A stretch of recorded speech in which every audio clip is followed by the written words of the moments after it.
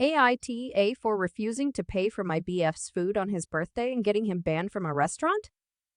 I, 18F, have been dating my boyfriend John, 20M, for a little under a year. We have a pretty toxic-free relationship, but there's quite a bit of tension when it comes to me being vegetarian. I've been vegetarian since 11, and I have very strict morals around it. The one thing John has a problem with is me refusing to spend my money on meat. Ever since I started making my own money, I swore to myself that I would never spend a cent of it on meat. On our dates, we usually split the bill and sometimes he pays for it all.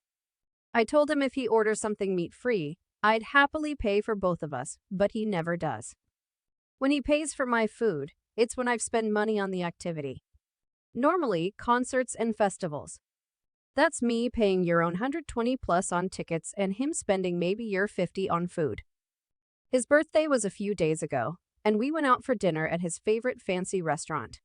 He got the most expensive steak they had along with a side salad and a bottle of wine. When we finished our food, I asked the waiter to split the bill and John looked at me shocked. He asked if I was joking and I said no. Then he told me he thought I was going to pay since it was his birthday and he didn't budget for the meal. I asked him why he thought I'd pay since I've been very clear about my rule, but he couldn't give me a reason other than it being his birthday. I told him I'd pay for the wine and the side salad, but he'd need to pay for the steak. He was furious with me and stormed off to the bathroom. I paid for my meal, the wine and the salad, and waited for him to come back. He didn't. After waiting for 20 minutes, I left. I found him sitting on a bench near where we parked the car. I asked him why he left and reminded him he needed to pay. He looked shocked when I said that and asked me if I didn't pay.